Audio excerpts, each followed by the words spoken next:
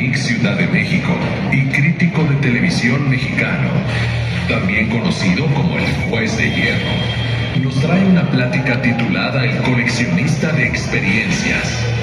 Con ustedes, en el escenario del Educafest Puebla 2025, Arturo López Gavito.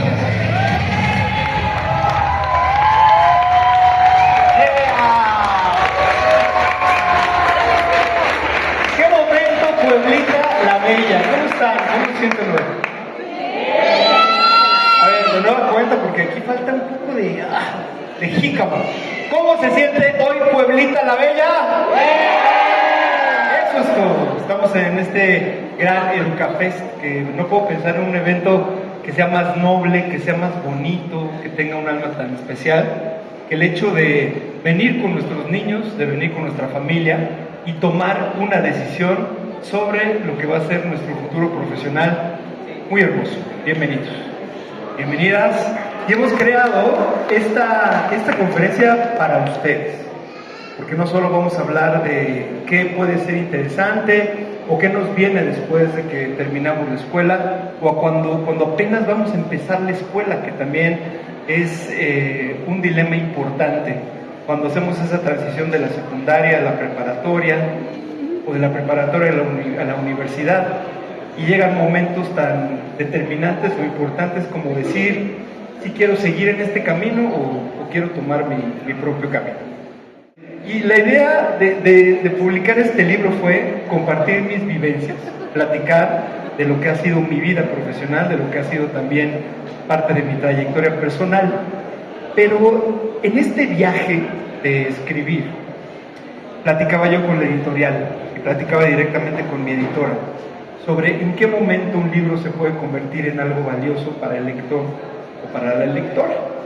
Y más allá de leer lo que a mí me ha tocado hacer en la vida, está el cómo yo fui cerrando ciclos, cómo fui abriendo nuevas puertas, cómo me fui equivocando y cómo también pude ir creciendo. Y eso al final del día es una de mis diferentes colecciones. Yo colecciono muchas cosas. Colecciono discos, colecciono plantas, colecciono libros, colecciono muñecos de acción, colecciono películas, y a veces me he puesto a pensar si toda esta manera de coleccionar no tiene que ver con llenar vacíos personales o con llenar vacíos que de pronto mi vida me fue llenando. A lo largo del tiempo, conforme nosotros vamos viviendo, nos damos cuenta de algo. En la vida todos tenemos maestros y siempre estamos acostumbrados a pensar en la cuestión educativa y pensamos que los maestros son aquellos que están en el aula y que nos dejan tarea, ¿no? Y que nos dicen, ¿usted cómo se llama? ¿Usted? ¿Y su hija? Cianja, ¿cómo se llama tu maestra favorita?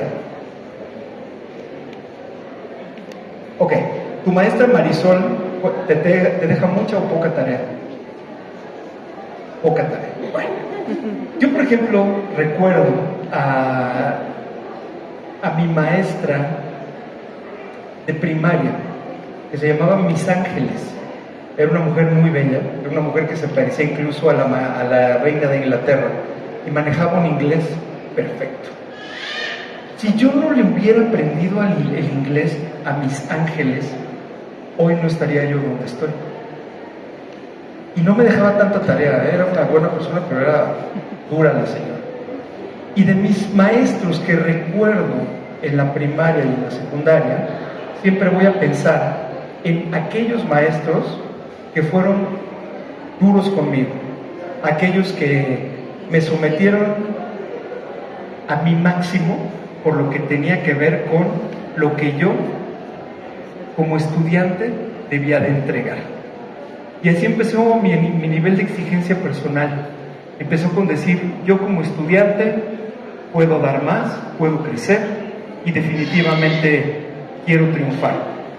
Pero para los adultos que estamos el día de hoy aquí, porque es un público muy bonito, muy variado, yo les puedo decir que los maestros más importantes de nuestra vida son quienes no estudian para hacerlo, quienes de manera involuntaria nos van mostrando sus colores, como decimos. Esos que nosotros en el trabajo o en la vida diaria de pronto no queremos ser. Muchas veces las personas que más daño nos han hecho se convierten en nuestros mejores maestros. Nosotros lo que solemos hacer con alguien que nos hace daño es que lo estigmatizamos o sentimos cierto dolor en contra de él o en contra de ella. Y mucho de lo que habla mi libro tiene que ver con el dolor. Yo lo que hice fue que transformé un poco esa ira en recordar por qué yo no quería ser como las personas que me hicieron daño en ese momento. Y el primer capítulo del libro está dedicado justamente a estas personas que de pronto me hicieron un daño grande. Y al final del día, ¿saben qué? Les estoy muy agradecido por todo su compendio de enseñanzas, porque estos maestros se aparecen enfrente de nosotros de manera involuntaria, no estudian para ser maestros, es decir, nadie estudia para hacer daño. El daño viene por lo que nosotros aprendemos en nuestra casa y también por el proceso educativo que tenemos. Estos maestros son fugaces y se presentan de pronto en un solo momento también de nuestra vida. Y ahí es cuando nos causan el dolor, más que causarnos también la felicidad. Y esos maestros son los que nosotros debemos de ver como figuras con quienes no nos tenemos que convertir. Por eso yo les agradezco particularmente a estos maestros lo que me han enseñado. Y algo que a lo largo de mi vida siempre voy a admirar es la humildad. Para mí, los grandes maestros son los personajes o las personas más humildes de la vida. Mi padre, que siempre será el hombre que yo más admiraré en mi vida, tenía dos consejos que me daba todo el tiempo. Lo primero era aprender a escuchar, y qué paradójico que a través del aprender a escuchar fue como yo me fui forjando y fui como empecé a desarrollar una carrera en la música. Y otra fue la paciencia y desde luego la humildad, porque él era una persona muy humilde. Todo el mundo en este salón entiende lo que es la mediocridad. Esa es la máxima imagen de la mediocridad. Un ser humano que de pronto dice, estoy estudiando, pero no, pues mejor me voy a echar una Heidi, ¿no? Mejor me voy a dormir un momentito, y dejándolo lo demás para el día de mañana. La mediocridad es una especie de fango en el cual nosotros nos vemos envueltos. Lamentablemente, mucho del retraso educacional que vive nuestro país y la razón por la cual México no pasa hacia donde tendría que ir es por la mediocridad, simplemente porque nos conformamos y porque difícilmente queremos más. Sin embargo, hay antídotos que nos van a ayudar a luchar en contra de la mediocridad. El primero es la iniciativa. Si todos ustedes tienen iniciativa y deciden empezar un proyecto, están saliendo de su zona de confort, del lugar normal en el que están, para ya tener una idea que de pronto puedan ejecutar. Después viene la constancia. Si tengo una idea, tengo que trabajar para lograr cumplir esa idea. Se habla mucho de la gente que sueña, y yo le hablo aquí a los jóvenes. Soñar no es suficiente. Soñar es tener una idea que nosotros queremos el día de mañana realizar, pero si nosotros no nos ponemos a trabajar en pro de esa idea todos los días de una manera constante, entonces simplemente nos quedamos en soñadores. Y la diferencia entre los perdedores y los triunfadores del mundo está en que los perdedores sueñan y los triunfadores logran cumplir las metas que soñaron. Y yo leo mucho sobre que la gente quiere soñar y me parece que está bien soñar, pero lo más difícil es trabajar y ser constantes para poder lograr lo que nosotros estamos buscando. Y luego de ahí viene todavía algo más complicado, que es lograr la excelencia en lo que nosotros nos propusimos, porque se pueden ir cumpliendo los diferentes pasos. El problema más complicado es lograr la excelencia, y lograr la excelencia quiere decir que nos superamos nosotros todos los días en las diferentes metas personales y las metas profesionales que nos pusimos. Excelente en la escuela es un 10, excelente en la escuela es un cuadro de honor, un reconocimiento, un nombramiento, que nos den una beca, y todo eso es espectacular y me parece que es hermoso. Pero la excelencia en la vida está vinculada con llegar al límite de lo que nosotros nos propusimos. Por eso, estos son los antídotos para combatir la mediocridad. Y algo muy importante que luego se nos olvida es la congruencia. Congruencia quiere decir que nosotros hacemos siempre lo que decimos. Si yo digo que me voy a levantar a correr a las 6 de la mañana, lo tengo que hacer y tengo que estar corriendo a las 6:15 de la mañana.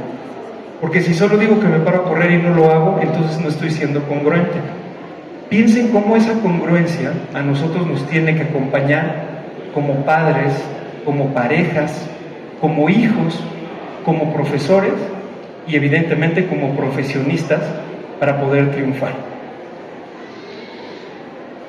La bendita pasión. Elegí esta imagen porque significa todo lo que soy.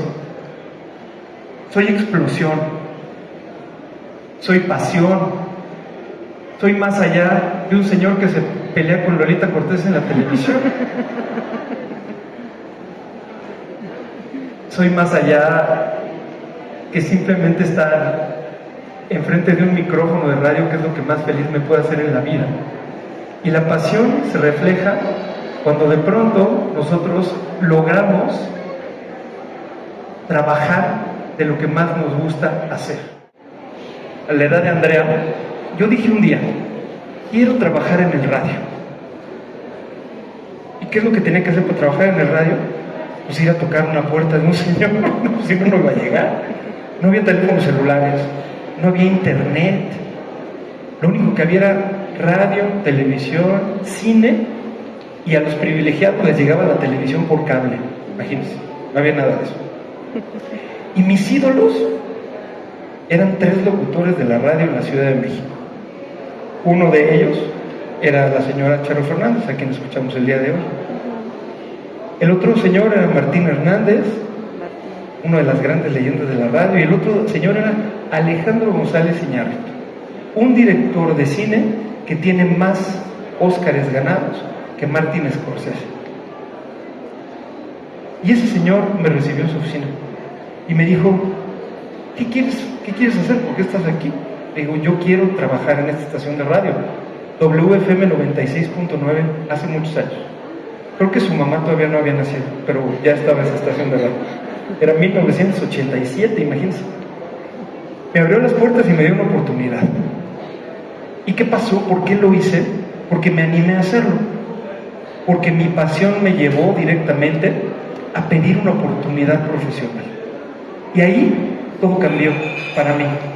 De pronto empecé a escribir guiones, de pronto empecé a crear programas, de pronto empecé a entrevistar a grandes figuras y el resto es historia. Pero lo hice porque algo en mí me movió que el camino de la música era el correcto. Motivo por el cual en este EducaFest yo le digo a todos los jóvenes que lo más importante es su pasión. Háganle caso a su corazón, háganle caso a lo que sienten, háganle caso a lo que los mueve, a lo que las mueve y a lo que las motiva. Yo entiendo que muchas veces un trabajo tiene que ver con cómo podemos ganarnos la vida para sobrevivir, y eso nos pasa a todos, y eso es un hecho. Pero si ustedes desde el principio, desde que empiezan a crecer y empiezan a estudiar, se fijan en seguir su pasión, ese va a ser el absoluto diferencial. 3 semanas después de que mi padre murió, y el día que cumplí 23 años, fue simbólica por muchas maneras, y se los quiero comentar. Es decir, número 1, yo soy un gran fanático de la música de los Beatles. Número 2, la vez que mi padre murió fue la única vez en mi vida que me he desplomado. Recuerdo muy bien que mis piernas no me respondieron y literalmente caí al suelo. Y luego, pues nunca tendré un regalo de cumpleaños tan importante como ese. Y hoy ustedes cuando veo en retrospectiva digo, a los 23 años, platicar con Paul McCartney y hacerle preguntas coherentes e interesantes, pues no es una tarea menor, no lo hace cualquiera. Tuve mucha suerte, fui una persona muy afortunada, ¿no? Es decir, la suerte me ha acompañado siempre, eso es un hecho, pero he trabajado por ser una mejor versión de mí todo el tiempo. Y eso es lo que a mí me enorgullece muchísimo, más allá del ego, de la entrevista de Paul McCartney y de tener en uno de mis lugares favoritos de mi casa el disco de Paul is Life firmado por él, donde me pone feliz cumpleaños Arturo, 23 años.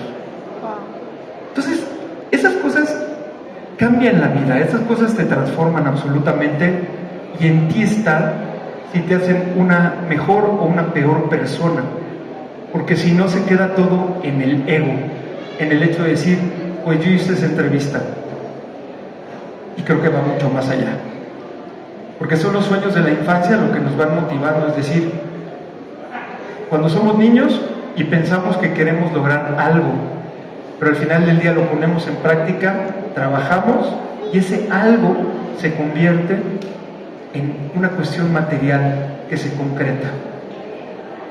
Terminando el periodo de WFM, me dan la oportunidad de entrar a los 21 años a una empresa discográfica, mi primera disquera en la que estuve, que se llamaba Warner Music. Y en esa época, si alguien se acuerda del 91, se acordarán que el disco que más vendía en México era uno editado por un señor, pues que se llama Luis Miguel. Y México entero estaba volcado con la música de Luis Miguel, volcado. Pero ese año salió en 1991 salieron los discos más importantes de la era del rock. El Black Album de Metallica, el Actum Baby de YouTube. Salió el Stars de Simply Red. Y así, on and on, ¿no? Pero bueno, México veía a Luis Miguel. Entonces, yo siempre he tenido un conflicto emocional y artístico con este intérprete. Y recuerdo que justo cuando estábamos por lanzar el álbum de Paul Simon en vivo en Central Park, con el que vino a México, había todo el mundo se movía en la disquera, ¿no? De un lado a otro, y el chiste es que iba a ir este señor a la compañía. Dije, chingos, ya viene, ¿no? O sea, y entonces voy rumbo a mi oficina y voy caminando y alzo y me toca así con una sonrisa así, sus dientotas, y pues no tengo que hacer más que saludarlo. Y ya lo saludé. ¿Y por qué les digo esto? No es que esté mal el arte o la música de un intérprete mexicano como él. No está mal, está bien. Pero yo traigo un antecedente diferente de lo que era la música. De que para mí un intérprete grande, consolidado, es Frank Sinatra. Él es mi gallo, ¿no? De ese género. Y creo que a nosotros muchas veces nos hace falta ver la sed de conocer, de decir, quiero involucrarme en esto, quiero escuchar esta música, quiero salir adelante en esto, ¿no? Y si nosotros no tenemos la curiosidad o la voluntad también de hacerlo, pues difícilmente es algo también que vamos a lograr, eso es definitivo, ¿no? Por eso tiene que surgir y tiene que nacer de nosotros el hecho de contagiar nuestras emociones. Muchas veces nos da pena ser como somos, nos contraemos y ni siquiera con nuestra pareja nos mostramos como somos o con nuestros hijos. Y qué hermosa sensación es encuerar, es estar caminando por nuestra casa encuerados. Aunque, y no hay nadie que nos vea, no importa, pero es el hecho de sentirse libre, de poder disfrutar. Vida hay una, no va a haber dos vidas. Y hoy nos estamos inhibiendo a ser como somos y también a disfrutarlo, porque creemos que otro día va a ser mejor. Y la vida nos ha demostrado, y los decesos y las enfermedades y la ausencia de personas que amamos que hoy no están con nosotros, que la vida es algo que tenemos que celebrar todos los días, que tenemos que agradecer y que solo pasa una vez.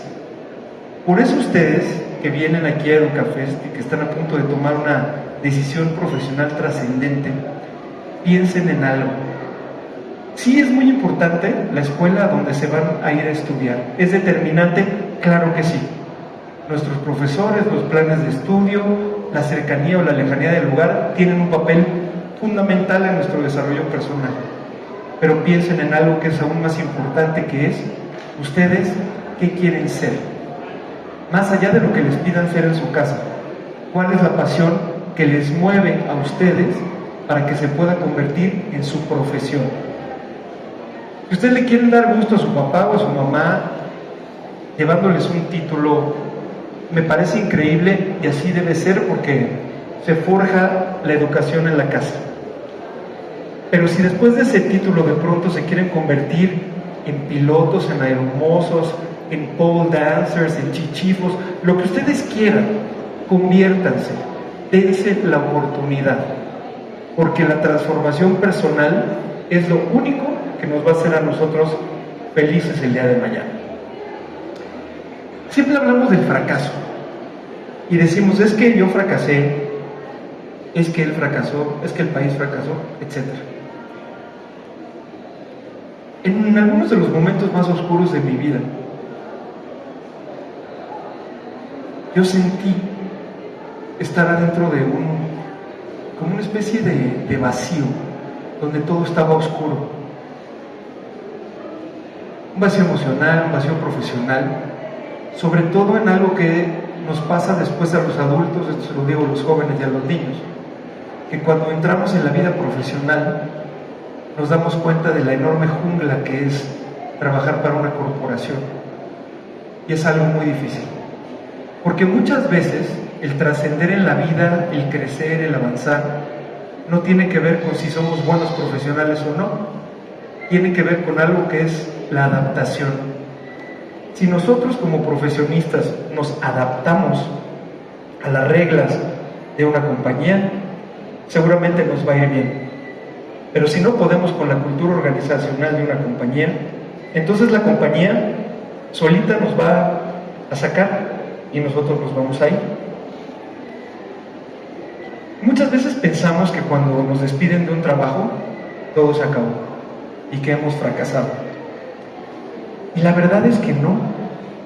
Cuando de pronto una compañía decide que ya no estemos con esa empresa, tenemos una oportunidad increíble, que es el podernos reinventar, el poder ser una mejor versión de lo que fuimos mientras el tiempo que estuvimos en esa empresa. Yo los invito a que eliminen por completo de su vocabulario la palabra fracaso. Yo lo cambié la palabra fracaso por aprendizaje. ¿Y saben qué? Funciona, funciona. Esto lo llevamos a una mala relación de pareja, o lo llevamos a una mala relación con nuestros padres, con nuestros hermanos. Las relaciones no fracasan. De las relaciones uno tiene que aprender, para que después de que aprendamos podamos poner nuestra lección en funcionalidad para poder ir hacia adelante. Entonces, si la palabra fracaso deja de estar en su vocabulario y en su mente, ustedes van a triunfar y les va a ir muchísimo mejor, porque todos son aprendizajes. Cuando nosotros de pronto nos tropezamos, nos tenemos que levantar, y de nosotros depende si cuando nos despertemos, nos levantamos, nos vamos a levantar todos idos, o todos sucios, o con el pantalón roto. Seguramente el golpe va a ser grande, pero si nos damos la oportunidad de poco a poco ir caminando, cobrando postura, adoptando como de Capitán América en los Avengers, de triunfamos, eso es una cuestión sensacional. Y así es como nosotros tenemos que tomar en cuenta los aprendizajes. Y vienen las metas.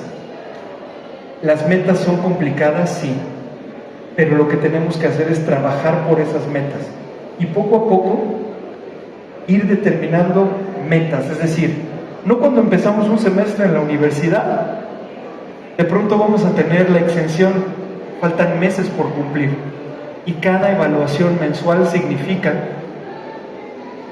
que nosotros podemos llegar a tener un examen perfecto y luego una beca. Así es la vida. Todos los días nos están evaluando, todos los días estamos trabajando y lo que tenemos que hacer es entregarnos para cada día dar lo mejor. Y algo que es sumamente importante, no nos podemos equivocar 2 veces en lo mismo. Si aprendemos, perfecto, pero una tercera vez quiere decir como que ya no entendimos.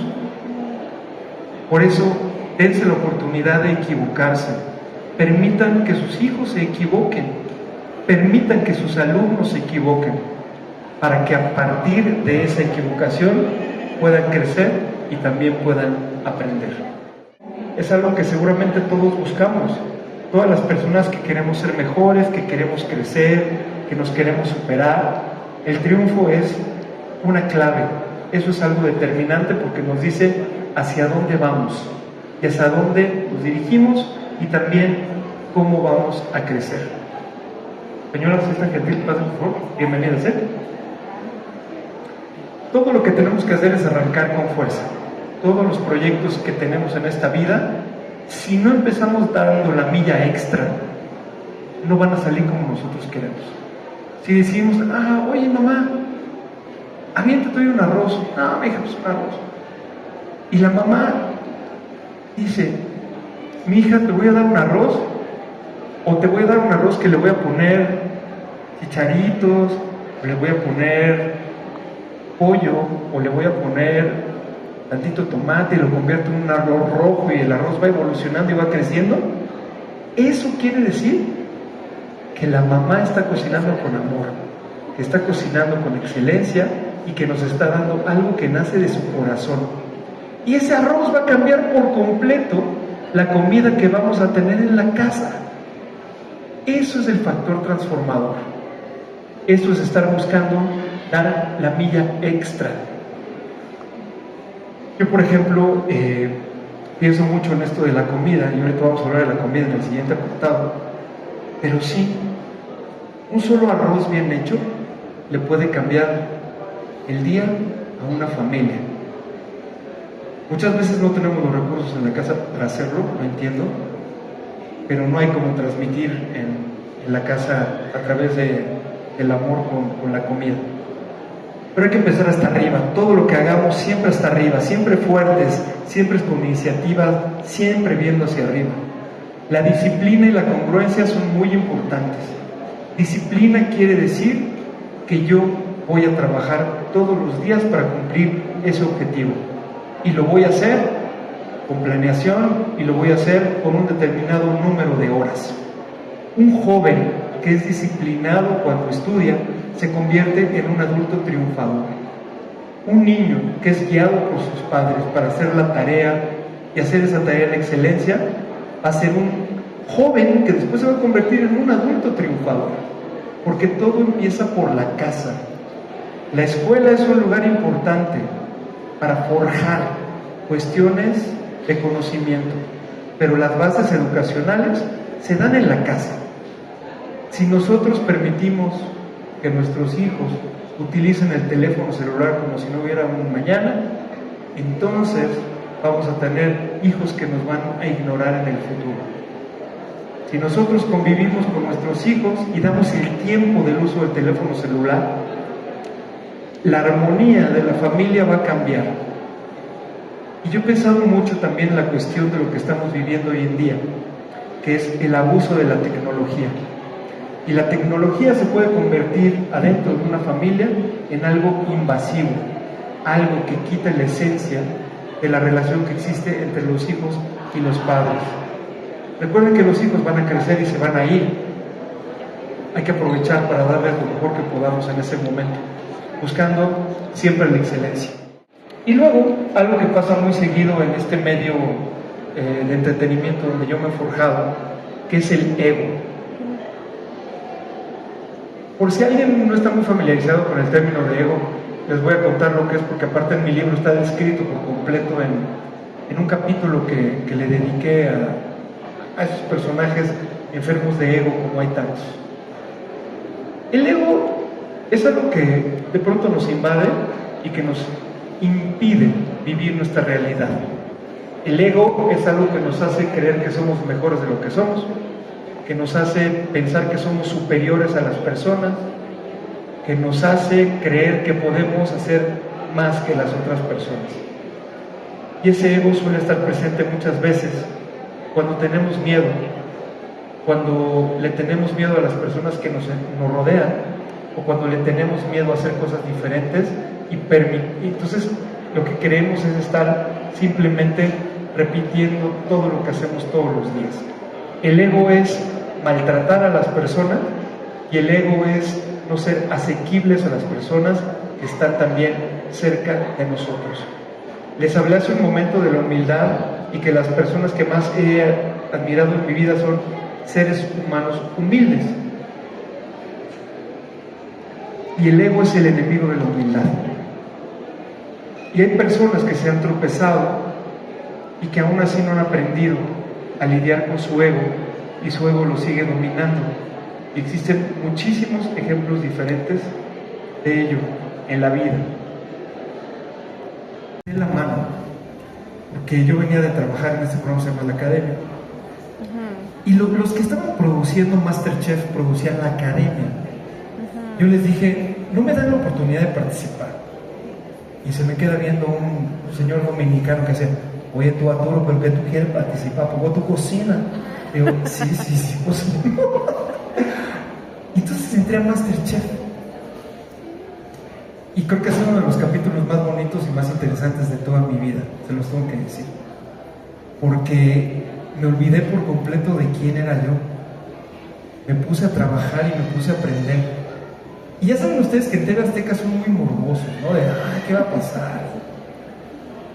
Y ellos creían que el crítico de la Academia se iba a convertir en un antagonista de los chefs. Entonces que yo iba a ser alguien que iba a regañar a los chefs.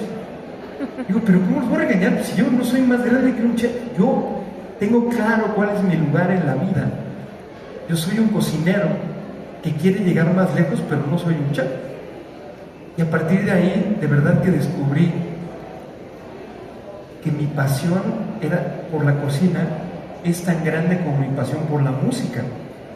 Y allí empecé el maridaje musical, que es la oportunidad de poder hacer un playlist pensando en los pasos que voy a dar y cómo voy a cocinar un platillo. Y eso me persigue todos los fines de semana. Y los viernes antes de dormir estoy pensando en qué voy a cocinar el sábado y qué voy a cocinar el domingo. ¿Y saben qué? Me hace bien, me hace feliz. Me siento contento y cada vez me exijo más en la cocina. Tan es así que logré, con una prestigiada línea de ropa de cocinero, de chef, que se llama Permachef, que es orgullosamente poblana. Yo tengo mi línea de chef, con mi logo y todo. Y ha sido una sensación el poder estar ahí haciendo eso. Y en México también, aparte de las conferencias, doy talleres de maridaje musical. Entonces la gente viene a cocinar con su familia, con sus parejas, y los vamos guiando. Es una actividad de muchísima relajación, y les voy poniendo su música. Y es increíble ver algo. Mucha gente cree que no puede cocinar. Entonces llegan y le digan, vamos a hacer un risotto, ¿no? Es un arroz italiano. No, pero ¿cómo? Yo nunca he hecho un risotto en mi vida, no me va a quedar, se me pega el arroz. Digo, señora, no tenga miedo. Usted ha cocinado durante 40 años para su familia. La que tendría que estarnos dando clase de cómo hacer un arroz, pues es usted. Y cuando la señora ve que su arroz le salió cremosito y delicioso, dice, muy bien, sí me gusta la comida italiana. Digo, claro que le gusta, señora, pero se tiene usted que atrever. Y es muy bonito el poder ser un factor de detonamiento para que la gente que cree que no puede hacer las cosas, de pronto, sin importar la edad, sí lo puede hacer. Hablamos muchas veces de lo que es la disrupción. Disrupción quiere decir que nosotros literalmente hacemos las cosas de una manera diferente.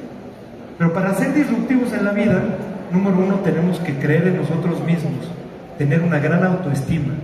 Y número dos, creer que lo podemos lograr. Y yo toda la vida me he dedicado a ser disruptivo. Cuando me decían que un disco de un grupo que se llama Molotov no se podía vender en una cadena de discos que se llama Mix Up, Yo le dije, no lo venda usted, nosotros lo salimos a vender a la calle. Y Molotov y nosotros, que éramos los que trabajamos en esa compañía de discos, salimos a vender el disco a la calle y vendimos todos los discos ese día, hasta que la demanda del producto fue tan grande que no les quedó otra más que tenerlo en sus tiendas y venderlo. Y hoy Molotov es el grupo. Molotov ha dado más conciertos que los Rolling Stones y que Paul McCartney y que Van Halen juntos, para que me entiendan. En su tamaño, a su medida. Pero es un grupo que no ha dejado de tocar desde que se fundó en 1995. Y ahí están en Europa y están triunfando, y el Donde Jugarán las Niñas ya cumplió 30 años. Es el último disco de rock nacional importante que existe en la historia. Y ellos, Molotov, son el sinónimo justamente de la disrupción y de la diferencia. Cuando lanzamos a Molotov no podíamos seguir con los mismos cánones, no podíamos hacer exactamente lo mismo que se había hecho con los otros grupos. Por eso hicimos un lanzamiento tan importante y tan diferente. Y después lo que habló fue su música, y eso lo que causó fue un parteaguas en la historia del rock nacional, con un antes y también con un después. Yo los invito siempre a que, si les gusta comer, mariden sus momentos.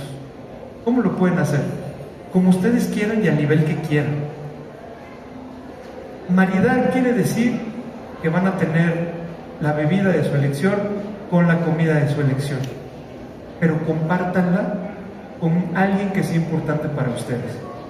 Pueden echarse unas deliciosas semitas de quesillo con pápalo y lo pueden maridar con agua de Jamaica, o se pueden echar unos tacos del Oriental, que es la bomba más deliciosa que puede haber en la vida, y lo pueden maridar con un agua de horchata, pero con alguien que les importe. O pueden llegar a crear un arroz espectacular con una gran botella de vino y lo pueden maridar con un poco de flamenco. O si les gusta la Rosalía, pues oyendo la Rosalía. La comida no les va a saber bien, pero van a intentar, que eso es lo importante. Y el dulce sabor del reto. Si ustedes están retándose también, se lo digo a los jóvenes, todo el tiempo, lo único que lo van a lograr hacer es crecer, crecer, evolucionar y mejorar. Si nosotros nos retamos todos los días, le echamos ganas para crecer todos los días y buscar la mejor versión de nosotros, seguramente nos va a ir muy bien, pero tenemos que respetar los procesos. ¿Qué quiere decir el respetar un proceso? Que el arroz tiene que llevar agua primero, si no, se va a quemar. Pensemos en los procesos, en qué tenemos que hacer, lo que tenemos que estudiar también para poder triunfar. Yo les digo una cosa, seamos estratégicos. Si somos estratégicos y planeamos nuestros procesos, nos va a ir de manera increíble. Y algo que es muy, muy importante, exploten su creatividad. Muchas veces pensamos que los que tienen creatividad son aquellos que crean campañas de marketing, alguien que anuncia un producto. No, la creatividad es algo a lo cual nosotros tenemos que pensar todos los días. Todos nosotros como seres humanos somos creativos, y entre más creativos seamos, mejor nos va a ir. Hay muchas conferencias de liderazgo y muchos señores que llenan la Arena Ciudad de México o este teatro hablando de liderazgo. Pero yo lo que aprendí y lo que les puedo compartir es que el liderazgo está relacionado con la inspiración. Tiene que ver con cómo a la gente nosotros le podemos hacer sentir algo bonito a través de nuestras acciones, de cómo nos manejamos, de cómo hablamos y sobre todo de cómo actuamos. Por eso es tan importante el poder inspirar a los demás. Si nosotros aprendemos a dar las gracias y a pedir las cosas por favor, el 80% de nuestro éxito está garantizado. Si entendemos que todos en esencia somos las mismas personas y somos iguales, y tratamos a todos los demás como nos gustaría que nos trataran a nosotros, entonces ya tenemos otro punto a favor de quiénes somos nosotros y de cómo estamos creciendo también. Cumplamos todo aquello que ofrecemos. Si nosotros llegamos a nuestra casa y decimos, mamá, ahora sí voy a sacar 10, y llegamos con un 7.5, pues le estamos fallando a nuestros papás, pero más que otra cosa nos estamos fallando a nosotros mismos. Y eso tiene que ver con nuestra congruencia y también con nuestra disciplina. Inspirar a los demás y buscando siempre ser la mejor versión de nosotros mismos. Y eso solamente se logra trabajando y solamente se logra cumpliendo metas un día tras otro, tras otro. Y ahí es donde aparece también la cuestión de la exigencia. A mí me tocó trabajar en diferentes entornos laborales, en diferentes culturas laborales, desde culturas laborales mexicanas, inglesas, norteamericanas, alemanas, donde fui aprendiendo de todos estos maestros de los que les he hablado. Pero hay algo que entiendo yo como el liderazgo del nuevo siglo, de este siglo XXI, que no es tan nuevo, ya tiene 25 años, pero es la empatía. Algunos de nosotros formamos parte de una generación en donde a través del grito y de los golpes sobre la mesa ejercíamos el control.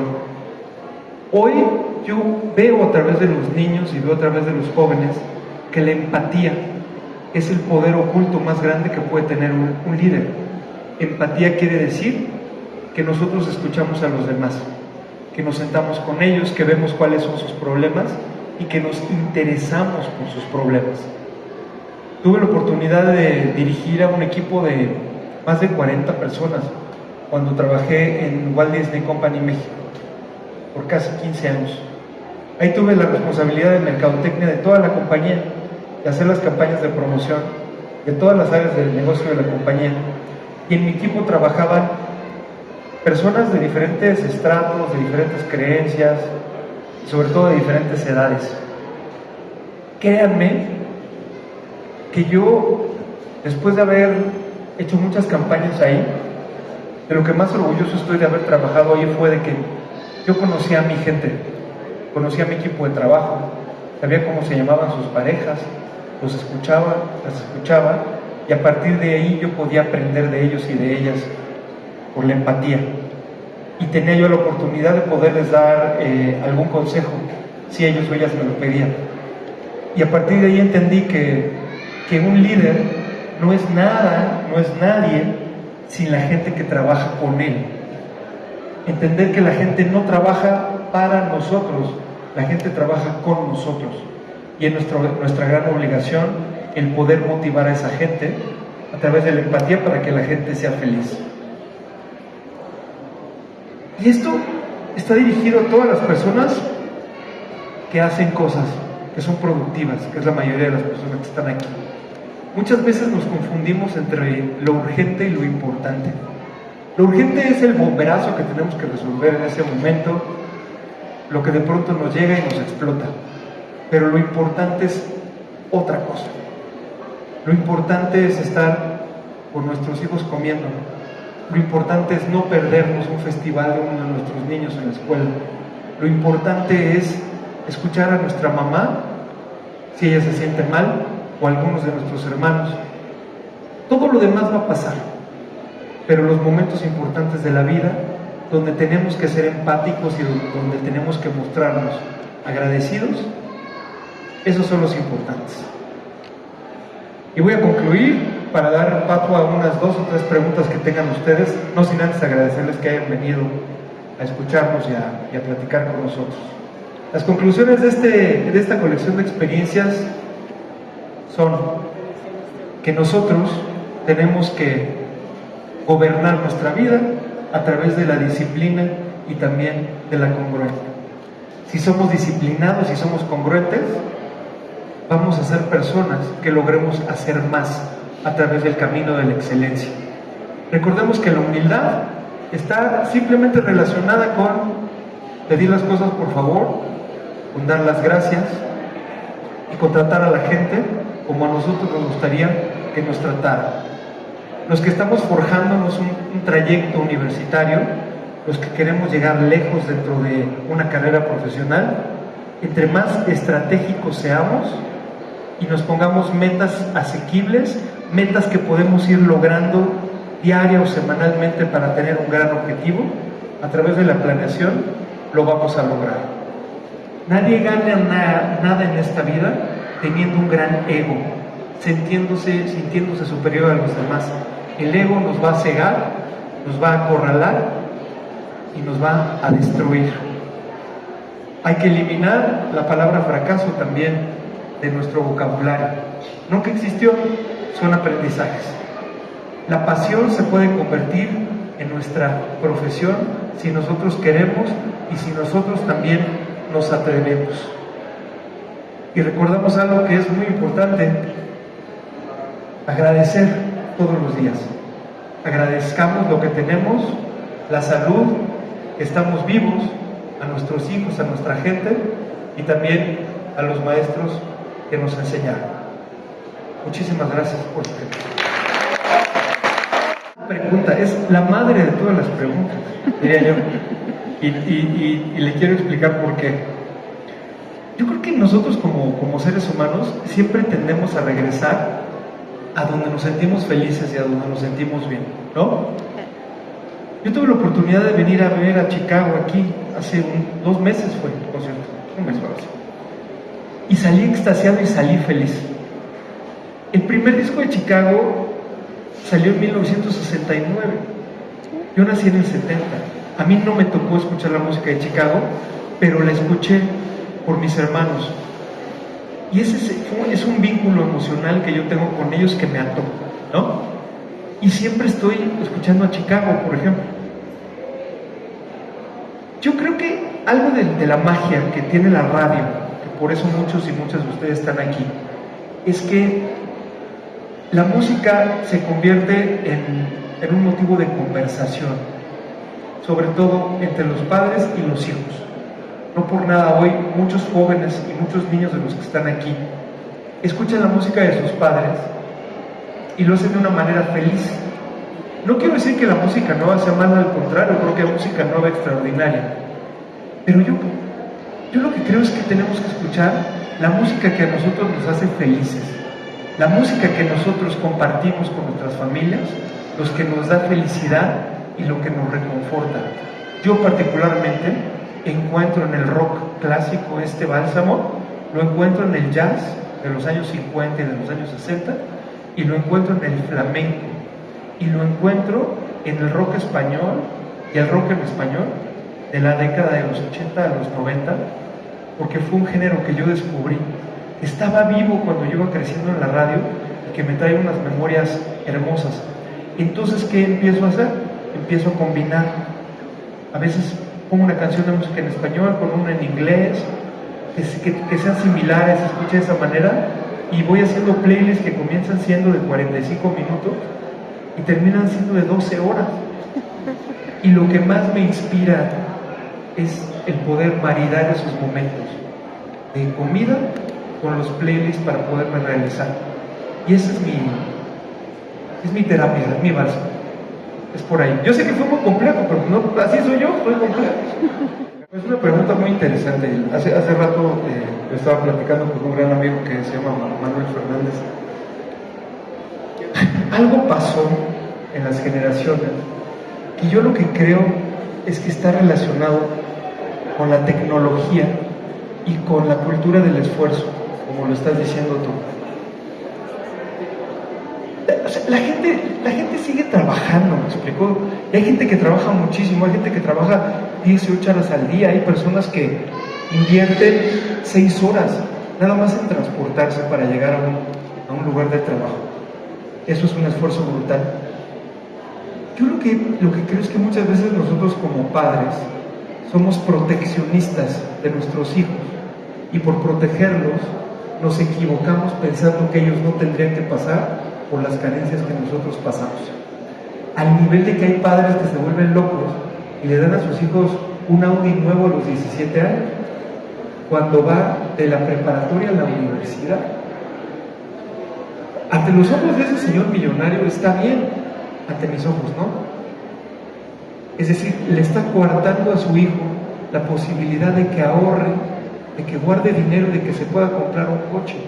Él se lo entregó. Todo tiene que ver con cómo los educamos desde niños. Si les hacemos la vida fácil a nuestros hijos, se van a convertir en ligardones. Si nosotros les generamos la cultura del esfuerzo en la casa, para que se puedan ganar desde la comida hasta todo lo demás, yo creo que todo va a cambiar. Y creo que los jóvenes, si entienden en su momento correcto que las cosas cuestan trabajo, entonces van a ser adultos que van a trabajar duro para convertirse en buenos profesionistas. Pero si a los hijos les hacemos el camino más corto, entonces va a pasar lo que tú lo estás diciendo. Todo comienza desde la casa y comienza con las pláticas y con la intimidad de la mesa.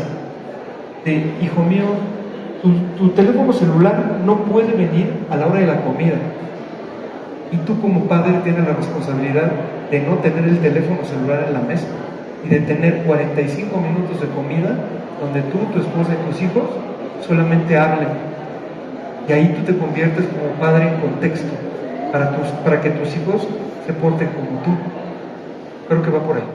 Mi sueño aún no cumplido. Ay, mire qué bonita pregunta.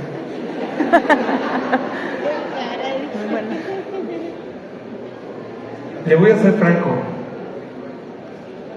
Me encantaría poder platicar con Eric Clapton. Lo intenté, no lo pude lograr, pero eso sería como... Mire, yo le voy a decir algo, yo estoy preparado ya para la muerte desde hace mucho tiempo. Es decir, ya, lo que era importante ya lo logré. Pero Eric Clapton, imagínese usted. Qué bonito poder hablar con él, ¿está de acuerdo? Sí. Creo que eso nada más. Muy acariciada esa experiencia. Puede ser, pero se lo comparto en confidencia.